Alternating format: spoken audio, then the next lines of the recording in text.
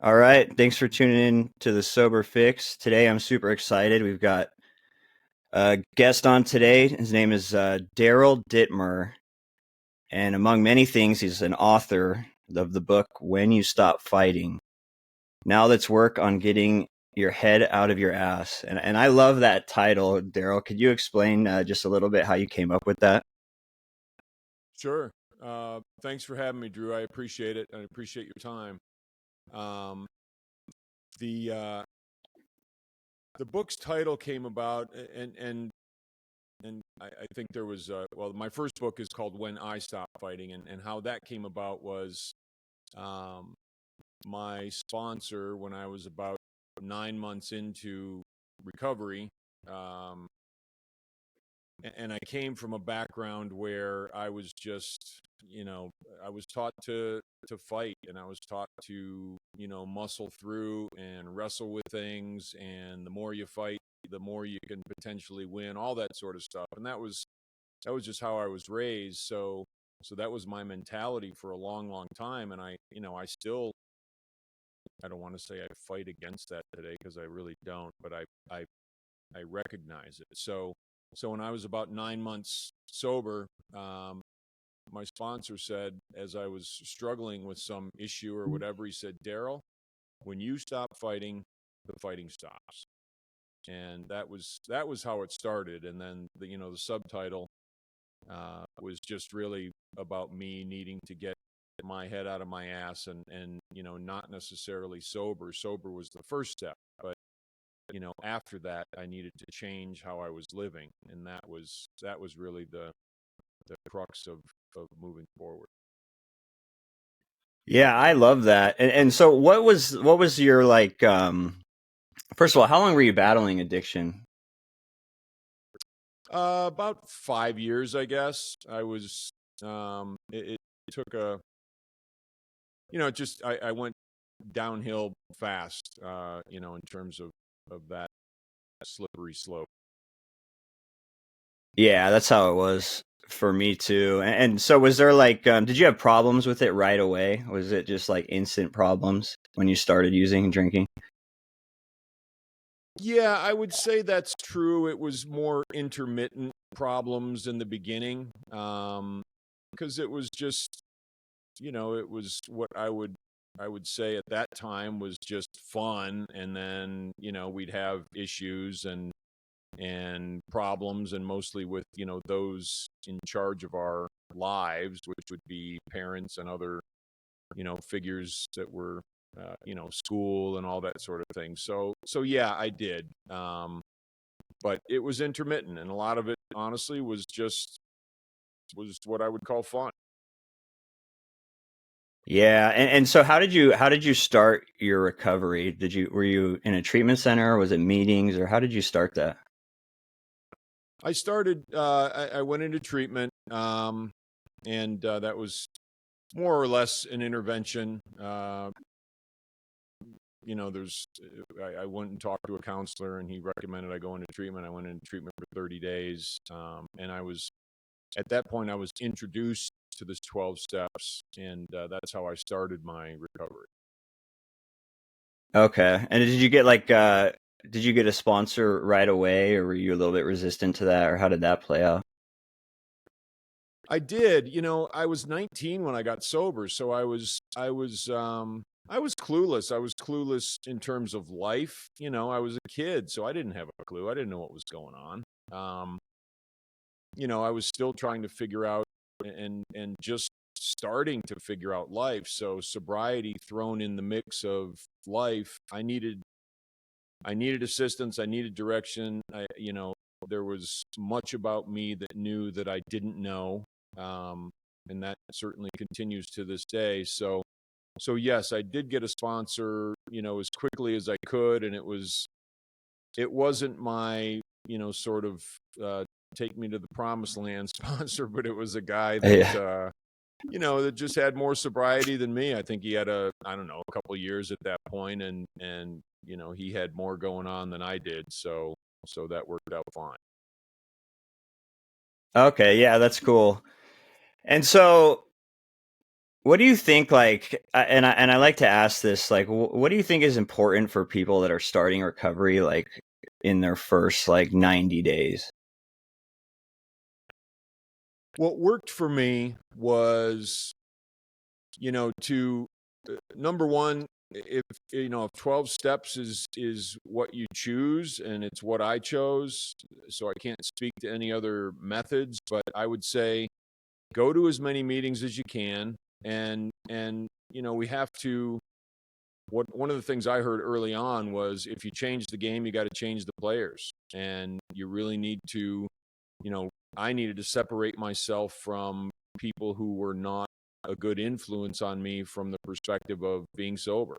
um, there wasn't a lot of respect around my circle for sobriety, or for living a life that made sense. So there's a couple of keys. Getting rid of some of the old life is absolutely necessary, and it's like ripping off the Band-Aid, but it's if you want it, that's one of the things that has to be done. And the other things are willingness to do different things, willingness to do things that you may not necessarily want to do. In terms of the 12 steps, and in terms of thinking in a new way, and approaching life in a new way. And I think, going right along with that is the concept of having some humility. And for me, it was just understanding that I don't know. I don't know how to do it. I don't know how to be sober. I don't know how to live a different way. So being humble enough to be teachable is crucially important to a sober life, and especially in the first 90 days.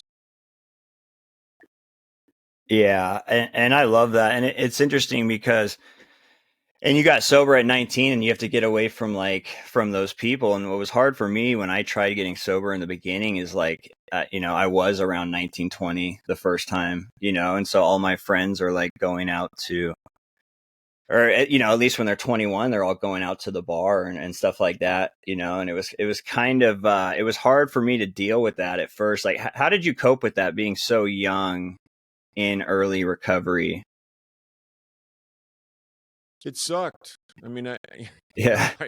I think the big thing was changing the game, and changing who I hung around with. But in addition to that, I didn't come from a college educated family, so I came from a very blue collar environment when I was a kid, and which was a cool upbringing. But there wasn't an expectation that we were going to go to college, and I ended up wanting to do that after I got sober. I wanted to go to college, and so that exacerbated, kind of the whole thing with sobriety, which was, college is just about drinking and drugs, and every once in a while studying and that sort of thing. So it made it even more difficult, in terms of that. But I my insulation was meetings, and my insulation was, finding another sponsor as soon as I got there. It wasn't that far away. It was about 50 miles from where I grew up, but I needed another support system. So I found the meetings, I found a sponsor, and there was one other sober guy on campus that he and I became best friends. So, it's really just being willing to gather the tools and utilize the tools that can insulate us from the cravings, or the wanting to, or the stinking thinking that starts to happen, that kind of thing. We have to arm ourselves with the right stuff. So it was difficult. It sucked, and probably for the first 2 years was really difficult, and up to 5 years was probably like, just teetering a little bit sometimes. But after that, it was, it's just been whatever. I don't think about it. I don't care about it. I don't, ever, and haven't for honestly decades. Yeah, and how was your process of going through the steps? Was there a certain point where you realized, like, wow, this is actually helping me? Yeah, there was. There's so many philosophies on living, and I've explored a lot of those as I've been sober. And the 12 steps slides right into many philosophies for improving ourselves. And I've heard people, boil down the 12 steps to a very simple saying, and I agree with it 100%. But it's also, there's a number of philosophies in this world that do the same thing, which clean, trust God, clean house, help others. And and I don't want to scare anybody away with the God thing, because it's not necessarily, anything that what I believe today is not what I believed, as I was brought up as a kid. So, it's a very different sort of relationship with that. But, in terms of boiling down the steps into something that makes sense, there's a faith in something outside of ourselves is important, whatever the heck you want to call it, doesn't matter. Cleaning house is incredibly important because we have to take out the garbage. I mean, we accumulated stuff, and we have probably accumulated things before we started, drinking or drugging or whatever that was. And taking an honest look at that, and taking an honest look at ourselves, I think, is crucial. And then, finding ourselves in a position where we can help try to give it away. And I think, early on in sobriety, giving it away is just showing up, just showing up and sharing, and sharing what we've experienced, and some of our failures and our successes, and all the stuff that happens is part of giving it away.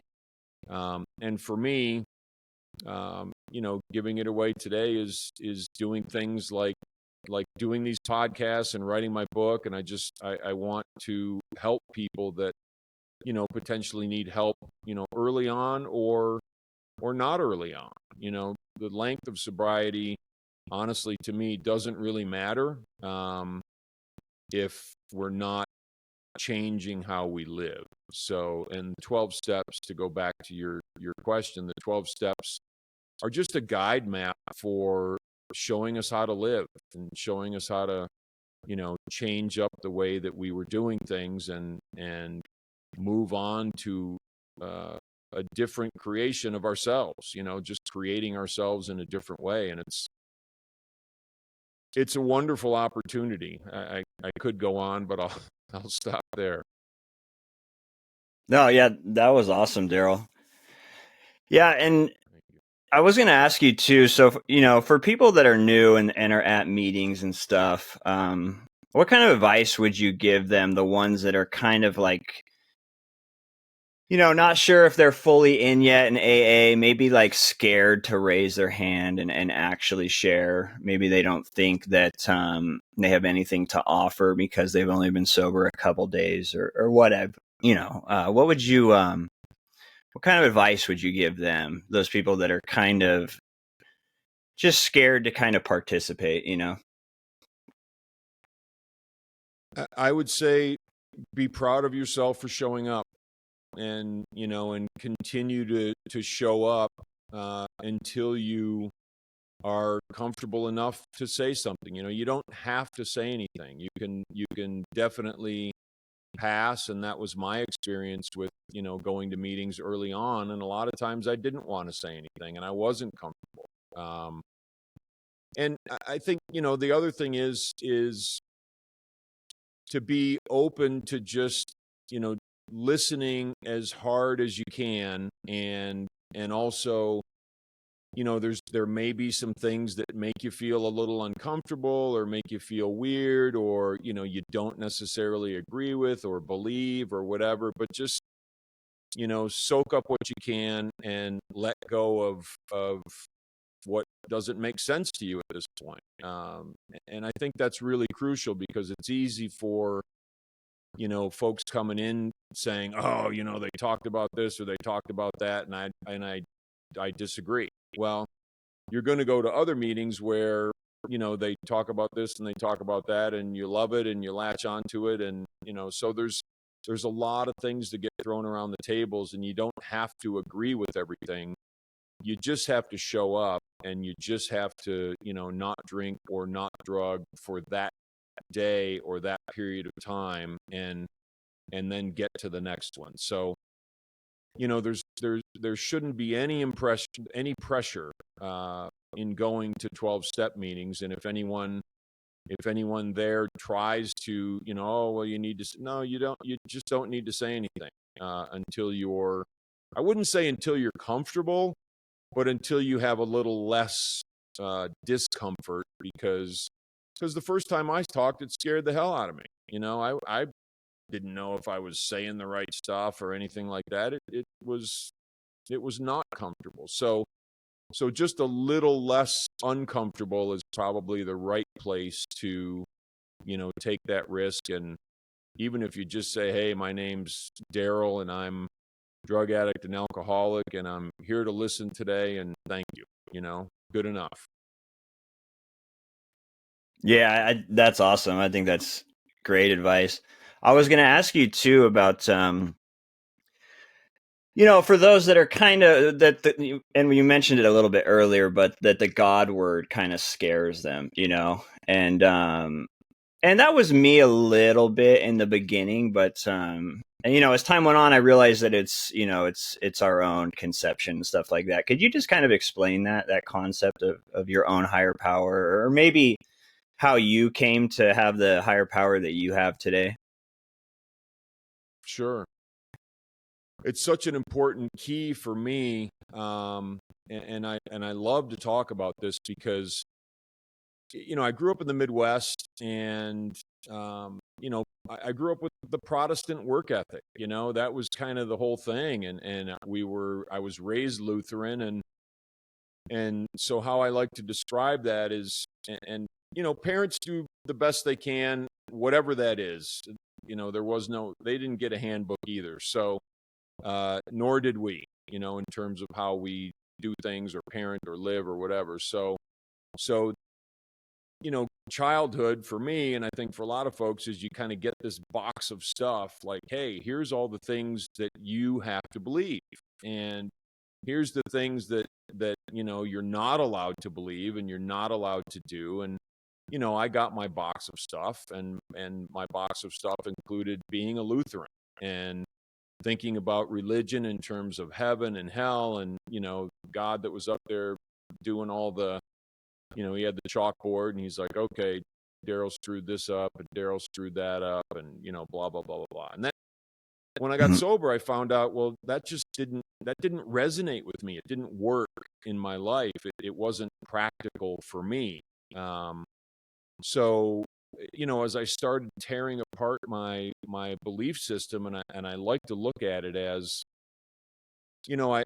I pulled apart my beliefs and I put things on the table, and this is how I visualize it. And here's some things that I can use. Here's some things that I can't use. I need to, either discard or replace or whatever. And so I had to do that with my belief system and that box of beliefs that I was given and told that I had to believe. So I did that, and it was difficult at first. It kind of scared me. It was like, oh, crap. I've got to shed this thing that I was told that I had to believe. Does this mean I'm going to hell or something? And so I just, I want people to understand that you don't have to take that box of stuff. And some people it works for, and that's completely cool. But I went from that Lutheran upbringing to getting sober, and at some point it was the tables that was my higher power as I was figuring it out. At some point, I think it was probably a telephone pole that was my higher power as I was figuring it out. It just needed to be something outside of me, and so that I'm not the one taking all the pressure of doing this new life myself. So from that point on, I developed. It's not a telephone pole anymore.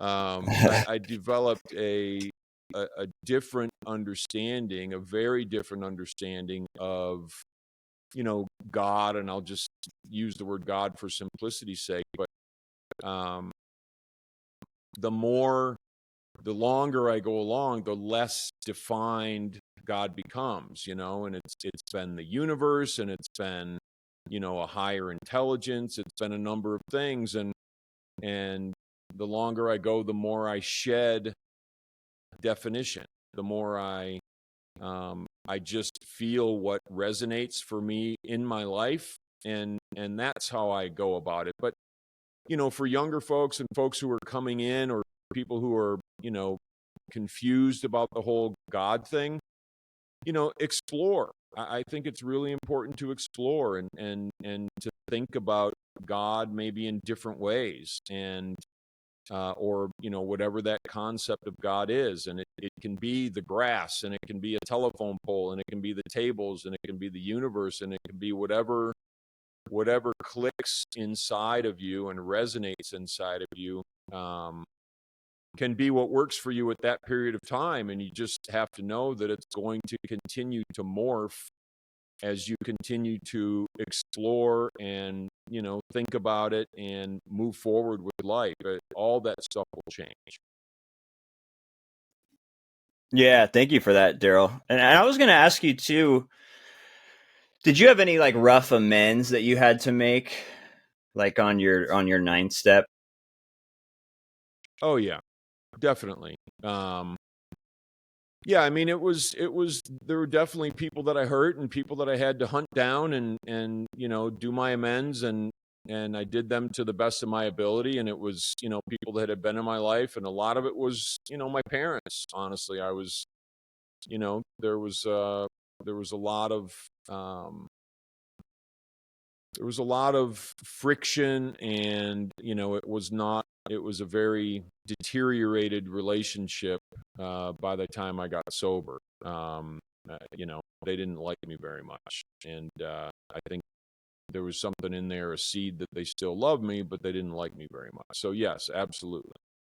Difficult. And then it was difficult, but it was also very, very freeing, extremely freeing when that was over with.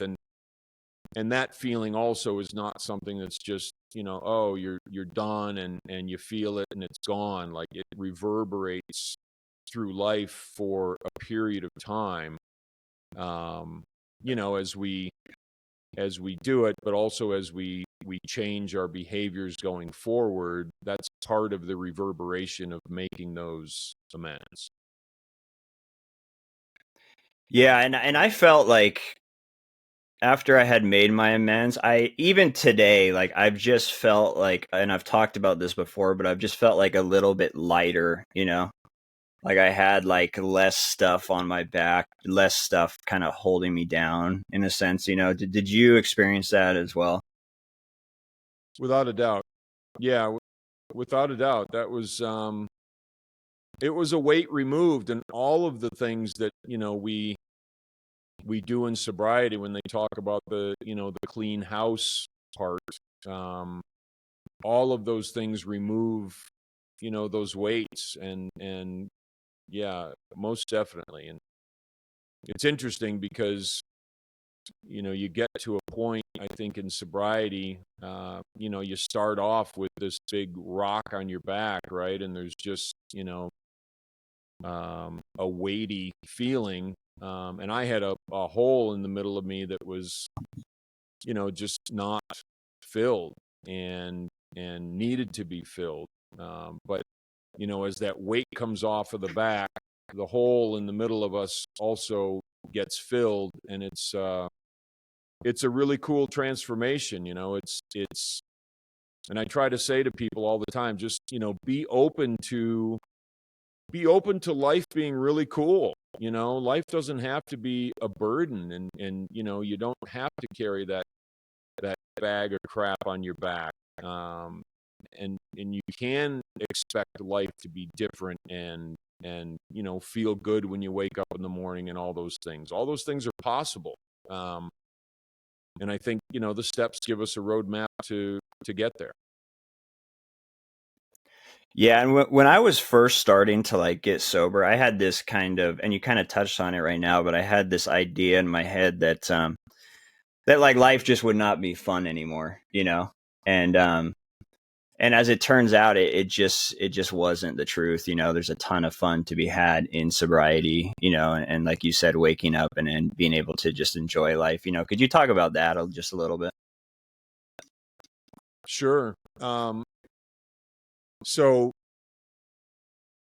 I didn't I didn't grow up in a family with money or anything like that. So my dad was a mechanic and my mom took care of us kids. So my idea of success and living a successful life when I got sober was, I want to live differently than we grew up. I want to experience things. I want to travel. I want to have money. I want to do stuff and this and that. And that was a really cool thing, and that was a really cool time. But I beat the crap out of myself, trying really hard to have quote unquote success in life, which, is something I think, is easy for us to do. I'm a maniac. I can be very high energy. I can go until I'm exhausted. I can beat the heck out of myself. And, I've learned to slow that down a little over the years, and go on with life in a little bit more intelligent fashion. But that's just part of, I think, our personalities. It was certainly a part of mine. So to get back to the question, that's just kind of the laying the groundwork. But my idea of success a long time ago changed to, I want to wake up in the morning with a smile on my face. And that's what I wanted to do, because chasing and chasing and chasing a lot of times can give us a different result than waking up in the morning with a smile on our face. If we're just chasing these difficult things and unattainable things, and many of them are attainable, but the chase and the fight, which is part of my book, is I don't have to just fight all the time, and I don't have to just crank it out all the time. I can, much of the beauty of living for me today is what happens inside me, not what's happening outside. So the 12 steps contributes to that. And then, I've embodied other philosophies that contribute to that as well, and implemented those things in my life as I've gone along. And, that's one of the coolest things is, and I guess just to round it out a little bit, there's a lot of things that contribute to waking up in the morning with a smile on your face. And it's how I treat my body, how I treat my mind, how I treat my heart, and how I treat my soul. And, how am I going to do those things over time? And it takes a long time. We pick up little things as we go along, we implement them, we utilize them, and we drop things off that aren't working as we go, whether it's relationships or, whatever it is. And so that's kind of how things come together and put us in a position where we can feel good when we wake up in the morning. We can look forward to experiencing the next day, and that's how it's happened for me over the course of many years. Yeah, that's awesome. And I had kind of the same, like I had this idea that if I could just get the outside circumstances in my life good enough, like if I could get a good job, if I could get in a good relationship, like I was chasing all these things on the outside to really try and change how I felt on the inside, and I had it kind of backwards, and all of a sudden I got into to recovery and the 12 steps and stuff like that. And people started telling me, oh, this is like an inside job. You work on the inside, and your attitude towards the outside kind of changes and stuff, so that's what I was kind of thinking about it as you were talking about all that. And I love that. I was going to ask you too, you mentioned the book. How did you get started as an author? Like, was that something you always wanted to do, or did it just kind of come up? How could you talk about that a little bit? Sure. Nothing in my life, I don't think, is anything I ever wanted to do. It just stuff shows up, right? And you just, latch onto it, and other things you don't latch onto. But I didn't get married until I was 39. So I was about 20 years sober when I got married. And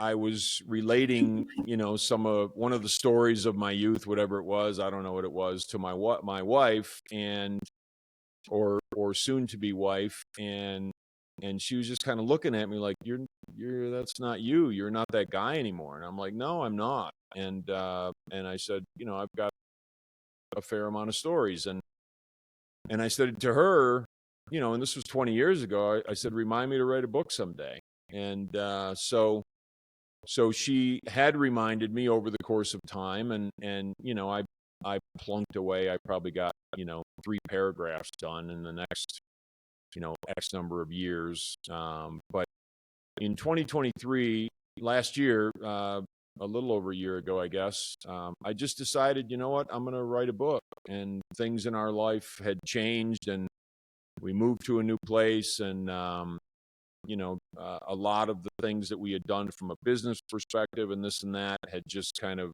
we shed a lot of things. So I said, you know what, this is the next step. I'm going to write a book. And so I sat down, and within 2 months, and, I'd say somewhere between 2 and 3 months, I had the first book written. Actually, that's the first book, When I Stopped Fighting.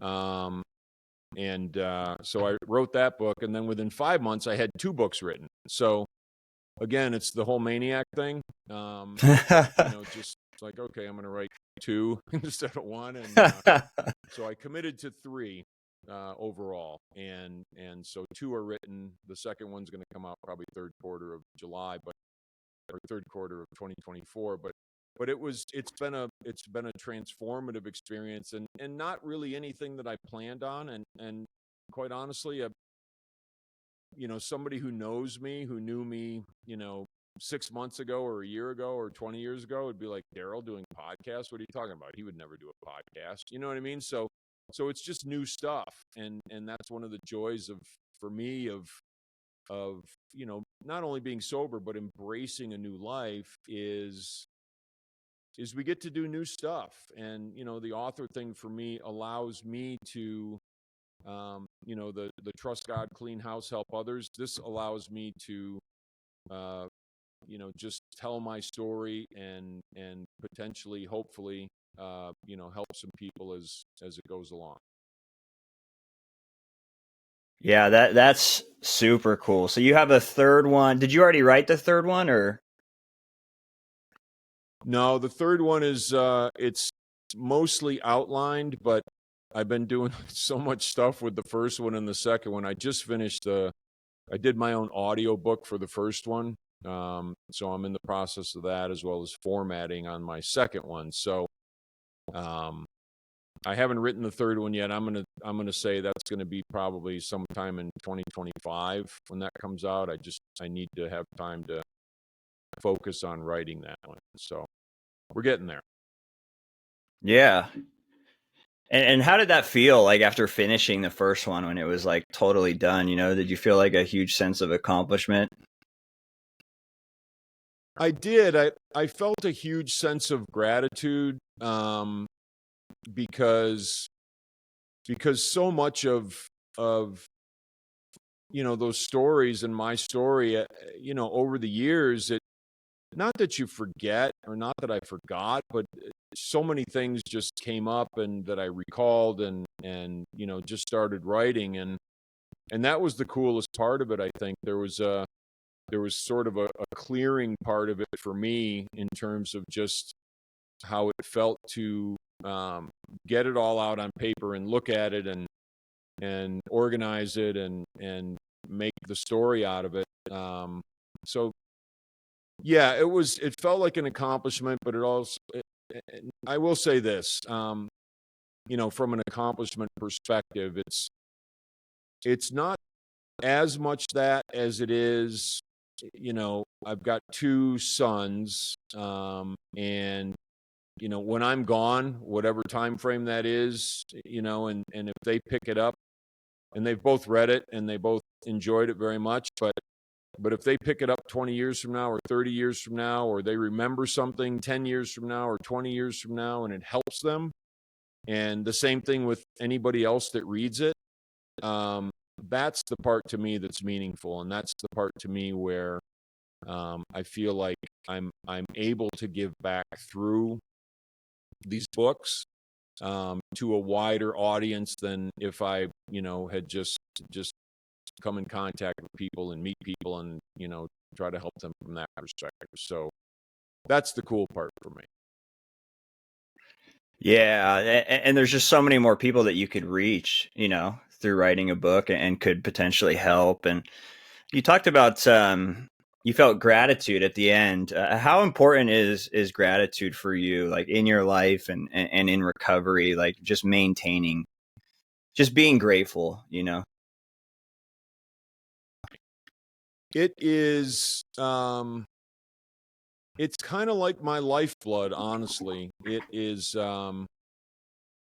it's something that's just so, I want to say crucial, but so how gratitude sort of came about for me is I needed to start when I was younger. I people would say stop and smell the roses, stop and smell the flowers, that sort of thing. I'm like, well, I'm just going so fast, I can't. I got stuff to do and this and that, and I'm just cranking along and doing my thing, and I don't, gratitude wasn't something that entered into the mix very often. So I had to learn it, and I had to think about things from the perspective of,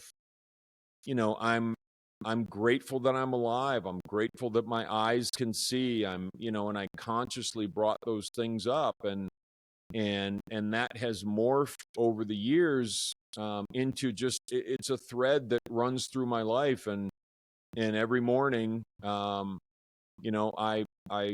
do certain practices where one of those things is gratitude, and I just kind of go through whatever pops into my head and my heart, and I say thank you for that.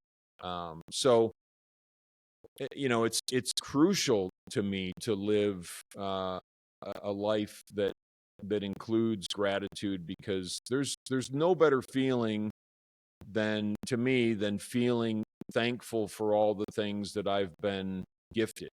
And if we take the time to recognize what those things are, and it doesn't mean life's going great. It doesn't mean life is perfect. It doesn't mean I have everything I want. It has nothing to do with that. It just has to do with thank you for what I've been gifted.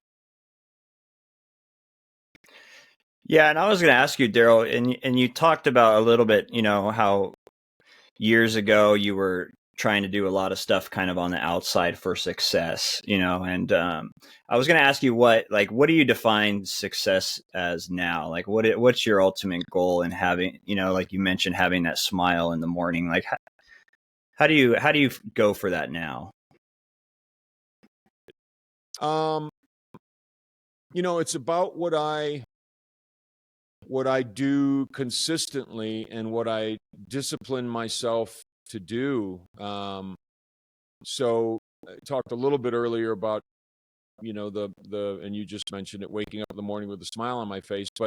But for me, it has to do with taking care of my body, which is, what do I put in my body? What am I eating? What am I, am I exercising? Am I, doing the things that I know are good for me? Because if I'm not, that's one component of, that could detract from me waking up in the morning with a smile on my face. If I'm plying myself with, no offense against Oreos, but if that's what I'm putting in my body 90% of the time, I'm not going to feel good, and I'm not going to feel good physically. Or if I'm not, doing some form of exercise, it's, that's what works for me, and that's what's important for me. So the body comes into play, the mind comes into play. What am I allowing into my life? What am I allowing into my, my existence, from the perspective of, am I not, there's a lot of people that can come into your life that can be poisonous and that can be detracting from how you feel. And do I have, am I willing to develop the mental toughness to just say no? I'm not doing it. I'm not, I'm not allowing those poisons to come into my life. And for me, some of those things sometimes have been family, and so I have to have some distance from things that can potentially hurt me and hurt, you know, we talk in the 12 steps about, people living rent free in our minds, right? And or situations or whatever living rent free in our minds. And, we have to develop our minds and ourselves to the point where, we don't let that stuff in. Our hearts, I mean, we have to go with what resonates. And that's what I try to do with my life now, is go in the direction of what resonates for me and not go in the direction of what doesn't. And, that's very important. And then, for me, from a soul perspective, I take time to be quiet every day, which between that and some breathing exercises that I do, conscious breathing exercises, I mean, and that and the gratitude. So those things go into probably about an hour in the morning of my day, and it sets me up for, having, days that and it's not about happy, and people talk about happy, and it's about contented, and it's about fulfilled. And, that stuff comes from the inside. Happy can be fleeting, like, oh, I bought a new car, I'm so happy. That goes on for about a day and a half. And then, what you really want, or what I really wanted, was contentment, and just feeling fulfilled. And that's all stuff that's inside my skin, that has, the outside stuff is fun. And I've been very fortunate to, grab some outside stuff, and it's enjoyable to be able to do that. But that's not my foundation. My foundation is what I'm doing with my insides. And that's what success is for me today. It's what I've done with my insides. Because to be able to wake up in the morning and know that everything's okay, and I've had lots of losses and lots of people have died, and, just a lot of tough stuff since I've been sober, and that's just life. But to wake up and to know that everything's okay, just in sort of the seat of my being, that's success for me today. Yeah, thank you, Daryl. That was awesome. And I was going to ask you too, did you have any relapses in your story, or were you able to stay sober from that treatment center? I didn't. I was able to stay sober. There was one time when I thought I relapsed because I went to communion, but I went to church and I had the wine, and I was like, oh crap. And people were like, no, it's about motive. So that was one moment that scared the hell out of me, but not true. Wow. And I was going to ask you too, you've been sober for a long time. How do you kind of continue that, like, how do you kind of keep it like fresh, keep it new, continue to grow, I guess is the question. How do you continue to grow? I explore, and I explore a lot of life. I look at sobriety now as, there's a time in our lives when we get sober and we're getting sober, and that it's about being sober, and it needs to be about being sober. And I think that's, absolutely crucial to understand. But then there's a time, as we move along in sobriety, and we get a little bit of time, and we work the steps and that sort of thing, where it needs to become life, and we have to build our lives. And I had to build my life to the point where, picking up did not become what was no longer an option, and was just no longer. It was no longer about that, and it hasn't been about that for a long, long time. But I explore. I've looked at a lot of different ways of living, and I've tried a number of different things. And different philosophies, and I read about different philosophies, and I've read about Buddhism and Taoism and legalism and Confucianism and just stuff, and I take what I can use, and just like the 12 steps, I take what I can use and I leave the rest, and that keeps it fresh for me. And for me, doing different things with my life, and which I never really, people always talk about a purpose in life, and you got to find your purpose and this and that. And I don't necessarily agree that we all have one purpose for our lives. Our purpose at any given time is doing whatever the hell we're doing at any given time. And, and that is our purpose. And I've been a farm boy, I've been a carpenter, I've been a sales guy, I've been a business owner, I've been a builder, I've done a number of different things, and now I'm an author, and talking on podcasts and things like that. And the really cool thing about life, and what keeps it fresh, is when I look back and I say, there's no way that I could have planned any of this. There's no way that I could have laid out this on a couple pieces of paper. If I thought for 30 days just about what's my life going to look like 5, 10, 20, 30 years from now, there's no way I could have come up with all this stuff. So taking advantage of opportunities, enjoying the ride, I think is incredibly useful, and building a life for ourselves. And it takes time. And that's,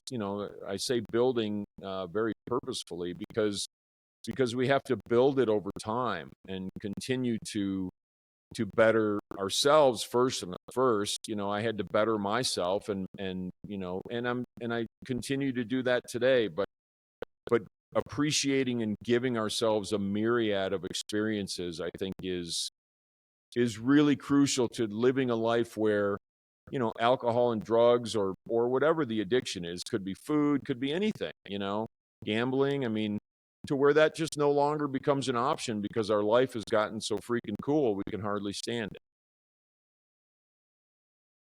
Yeah, and that's, I love what you just said right there, because I felt like that at about a year. Like, I didn't feel like, oh, I'm good to go, I'm cured or anything like that. But at a year, I realized, after working the steps, after having a program, going to meetings consistently, I realized that I kind of reached a point where I didn't want to give up my sobriety anymore. It's like, I realized that, what, like, my whole life I've kind of felt the need to change the way I feel on the inside, and I would do that through using drugs or alcohol. But when I got to that year, I think I realized that, like, look, I don't feel the need to change the way I feel right now. It was kind of this point where I realized that, wow, this is kind of working, and did you have like a moment like that? Was there a certain point where or did you have any doubt in the beginning too? Like, did you think that maybe you couldn't get sober or stuff like that? I did. Yeah. I had a time, and many times,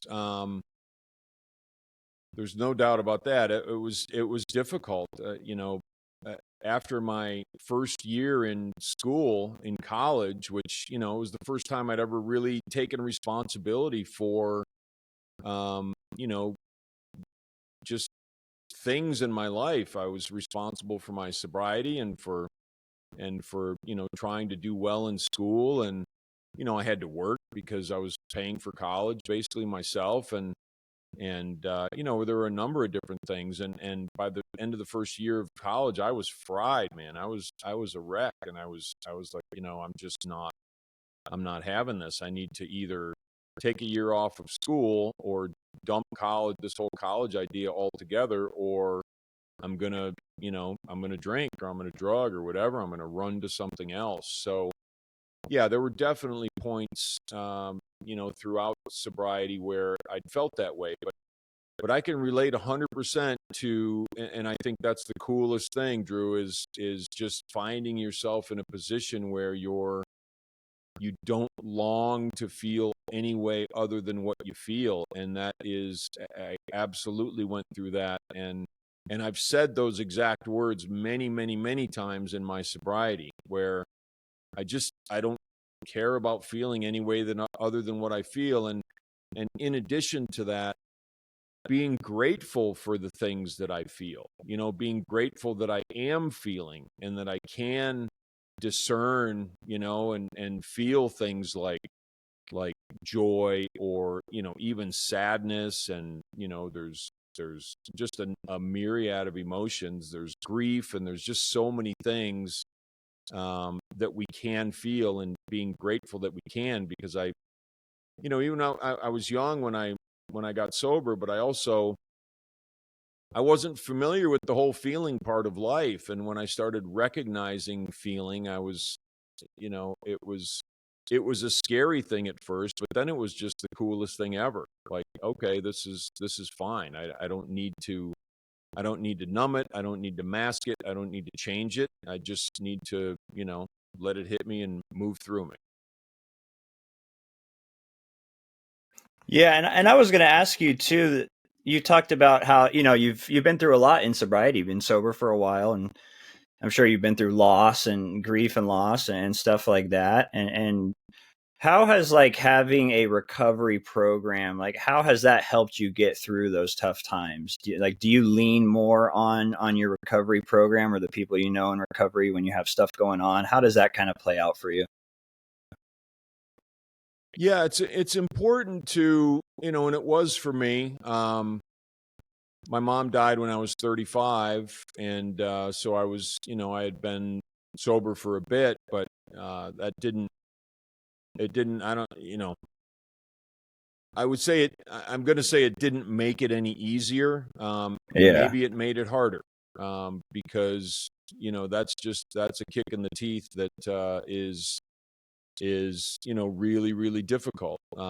And so, you for me, I had gathered tools over time, and I had learned, so many things over time by, going to the meetings and from my sponsor, and just exploring how to live in a different way and in a better way for me. And so, you just grab these tools as you go, and you continue to rely on these tools as you go. And that's how it worked for me. I needed to do the steps, because I needed to, go through it and clean house, and, sort of get myself in order. But, the 10, 11, and 12, I think are, they just move us forward, and they help us, they help insulate us.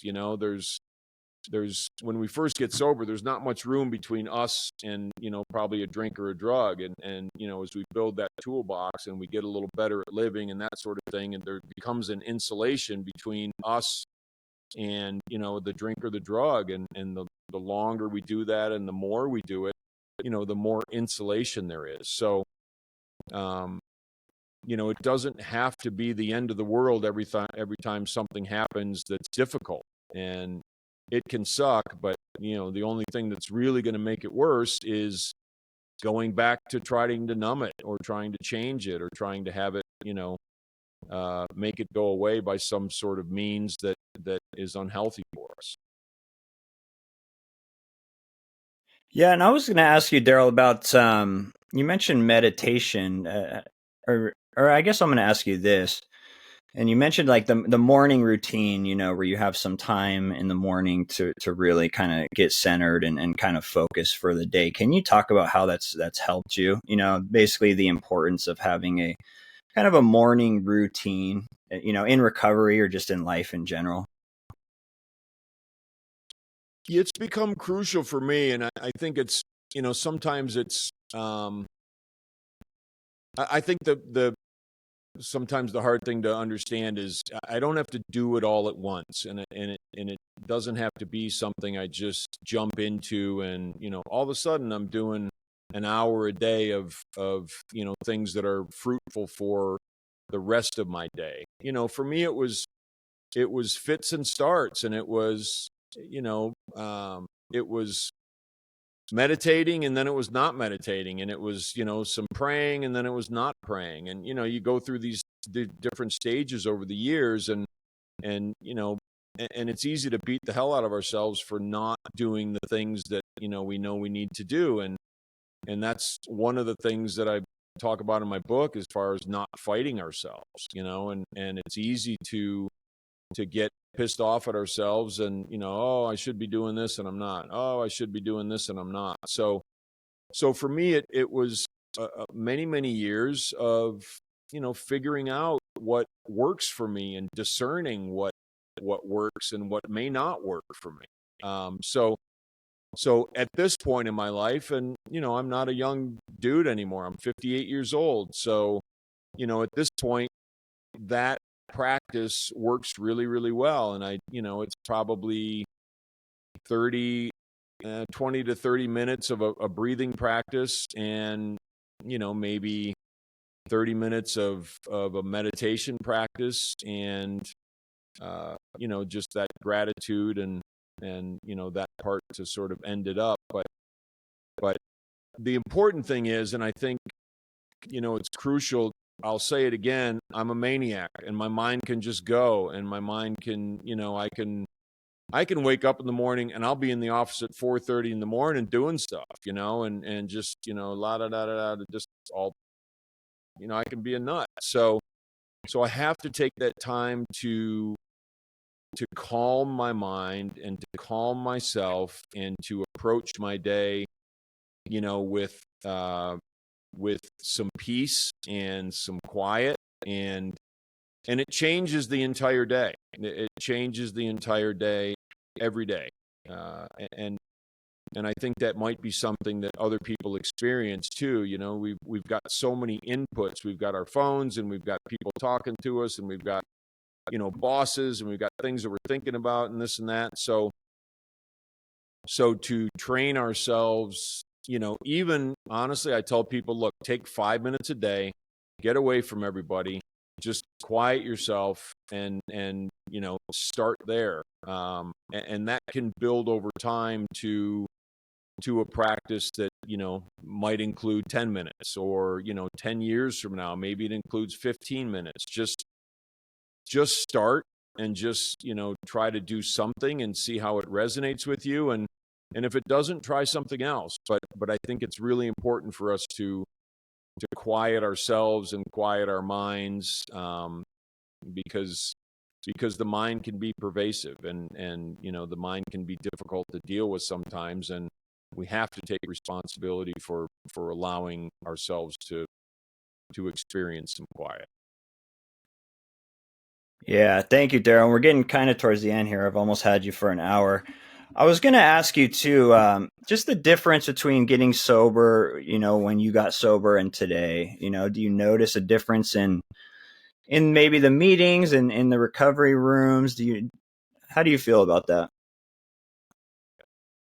I feel like it is different. I would say, there's so many things that are potentially distracting today, but I would say there are also things that are potentially helpful today. If I had to call my sponsor back in the day, and I'm driving around in my car, I'd probably have to stop by a payphone, like things, the access to things is different. But so that may be more inconvenient, but I also believe that, having a smartphone stuffed in my face all day can be helpful, but also damaging as well. So I guess I look at the world today as potentially more complex, potentially more complicated. I think, from a meeting perspective, I'd say, being able to do online meetings, I think is really cool. I do actually a Twitter space on Saturday mornings, and it's something that I think is a really cool way to reach people, and talk about stories, and potentially help people. So, I would say I got sober in a little different time. I think, sponsors and old timers back then were probably a little tougher, in terms of just like, hey, this is what you need to do, and that's it.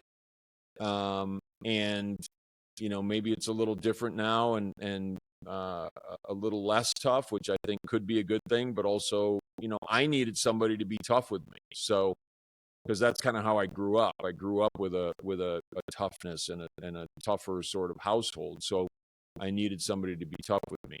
I guess to answer the question, there's give and take. There's good things. There's difficult things about today versus long ago, and but I will say this: if we want to be sober, and if I want to be sober, and I was just coming into meetings today, the tools are there. Everything is there, and there's probably more tools, available today than there were then. So maybe more opportunity and to learn. Yeah, thank you so much, Daryl. I've loved having you on. Thank you so much for answering everything. It's been super helpful for me. I'm sure it will be for other people. Is there anything else that that you wanted to say? Do you have anything else to maybe the newer people getting sober? Or Sure. Yeah. Thank you, Drew. And I appreciate you having me on, man. It's been great, and I've enjoyed it immensely. So I'll just relate a little story, and I think this is kind of cool. So there was a meeting. I think it was Friday nights back in the day, and I was probably 6 months, 9 months, a year sober, whatever it was, and it was a Friday night community center meeting, and me and some of the young guys that I got sober with would go to this meeting, and some of those guys were serious about sobriety, and some were a little not so serious about sobriety, but that was kind of our crew, and we'd go to that meeting, and there was this older gentleman, and his name was Jimmy, and he was at that time about 40 years sober, and to us, we were less than a year or maybe around a year sober, and to us he was kind of a deity. He was just like this dude, like who's sober this long, this and that, and but he was the only guy, and he was older. He was a little hunched over when he walked, and kind of thin, and he looked a little frail, but in terms of his his aura and his demeanor, he was pretty powerful dude. And he was the only guy that would walk around the tables, and he would refresh people's coffee. And that humility and that service oriented sort of look at somebody who was sober that long was just the coolest thing for us to see, especially us young people. And but Jimmy used to say, and this was the important thing, Jimmy used to say, if you want to stay sober and you want to get sober and move forward, you have to stay small. And I've never forgotten those words, and I put those in my first book about staying small, which means we need to be humble, we need to be willing to serve, we need to be able to listen, we need to be teachable, we need to be willing, and just not get in our own way to the point where we're not doing the things that help us to be sober. So that's a story that I love to relate, and those were words for me that I've carried with me to this day. yeah, that's amazing. I think that's just amazing advice and stuff to live by, And I was going to ask you real quick, Daryl, how do people find your book? What's your Instagram? How do people find you? Sure. So I have a website. It's www.daryldittmer, DARYLDITTMER.com.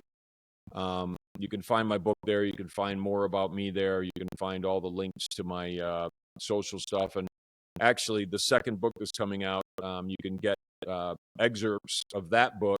There's going to be 3 that we're going to be putting out in the next couple of months. Just kind of a peek in at the book. But Twitter is, for me, is Daryl E. Dittmer. You can find me on Twitter, Instagram, Facebook. All that is When I Stop Fighting. Those are my handles for those. And I appreciate you having me on, Drew. And I think it was a great discussion. And thank you for all your great questions. Yeah, thank you so much, Daryl. I really appreciate it. My pleasure.